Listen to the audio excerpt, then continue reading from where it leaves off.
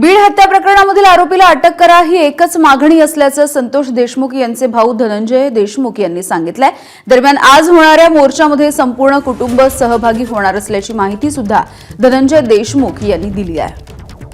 आज 19 दिवस पूर्ण होत आहेत आणि मसाजोगमध्ये आमच्या राजाला न्याय पाहिजे अशा पद्धतीचे बॅनर्स जे आहेत ते लावलेले आहेत। खरं तर राजा जे आहेत ते सगळे ग्रामस्थ संतोष देशमुख यांना मानायचे। मी गावात येत असताना अनेकांच्या गाड्यावर पाहिलं की संतोष देशमुखांचे फोटो आहेत, लोक त्यांना आदर्श मानायचे। सरपंच अशा नावाचे फलक प्रत्येकाच्या गाडीवर दिसतात, तरुणांसाठी ते आदर्श होते।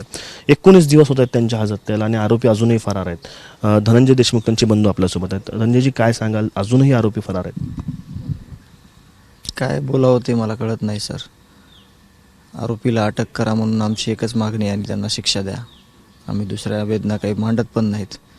जे आमच्या कुटुंबाचं छत्र हरवलं आहे, त्यांनी हिरावून घेतलं आहे, अतिशय म्हणजे चुकीच्या पद्धतीनं जे माझ्या भावाला संपवलं आहे, माझं कुटुंब एकदम सगळं पोरकं केलं आहे। त्या लोकांविषयी काय आपण बोलायचं आणि काय अपेक्षा ठेवायची ह्याच्यापेक्षा चांगली की ह्यांना आम्हाला कुटुंबाला न्याय द्या आणि आरोपींना फाशीची शिक्षा द्या, ह्यापेक्षा मी काय बोलणार आहे सर।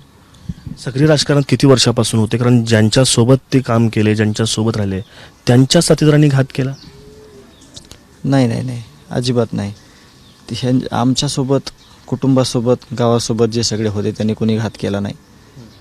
ह्या ज्या विकृती आहेत समाजातल्या, मग त्या कुठल्याही असू द्या, त्या विकृतीने घात केलेला आहे। समाज तर तुम्ही बघताय, आत्ताच बोलले तुम्ही की आमच्या राजाला न्याय द्या। राजा कशा हिशोबानं होता? तो प्रत्येक मनावर त्याचं राज्य होतं, प्रत्येक मन त्यांनी गावातलं जिंकलं होतं, समाजातलं जिंकलं होतं, म्हणून आमच्या राजाला न्याय द्या असं म्हणतायत सगळे। आणि प्रत्येक मनावर राज्य करणं एवढं सोपं नाही। प्रत्येक मन त्यांनी जिंकलेलं होतं, प्रत्येक जाती धर्मातल्या, प्रत्येक सगळ्या समाजातील घटकांच्या सोबत संतोषांना देशमुख राहत होते आणि त्याच्यामुळे त्यांना जे आमच्या राजाला न्याय द्या म्हणतात ते गावकऱ्यांची जे मागणी आहे ती ह्यामुळे आहे। 3 आरोपी अजूनही फरार आहेत। यंत्रणा म्हणते की आम्ही शोध घेतोय, मात्र आरोपी अजूनही सापडत नाही। CIDचं पथक दाखल झालेलं आहे। तपास ज्या पद्धतीनं सुरू आहे त्यावरती समाधानी आहात तुम्ही? नाही, समाधानी नाही। कसं समाधानी राहणार आहे? आपण समाधान व्यक्त केलं तर, विश्वास व्यक्त केला होता, जे काही आश्वासनं दिले होते त्याच्यावर, पण आज कसं समाधानी असणार आहेत?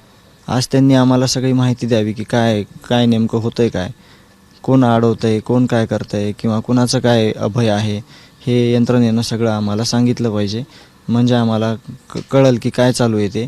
आम्ही तर विश्वासात घेऊन किंवा आम्ही विश्वास सांगतोय की कालपर्यंत, आजपर्यंत आम्ही म्हणतोय की जे आम्हाला आश्वासन दिलं तर आमच्या कुटुंबाला, समाजाला, की कुणालाही सोडलं जाणार नाही, पण अटक करणं अगोदर गरजेचं आहे ना। अटक करूनच मग त्यांच्यासोबत म्हणजे जे काही त्यांना शिक्षा आहे ते करता येईल ना। अटक करणं हे सगळ्यात मोठं आव्हान आहे, ते त्यांनी आत्तापर्यंत केलं पाहिजे होतं ना। दबाव वाटतो प्रशासनावर अजूनही कोणाचा? ते माहीत नाही दबाव आहे का काय, पण आरोपी पकडले पाहिजेत ही माझी एकच मागणी आहे। ABP माझा, उघडा डोळे बघा नीट।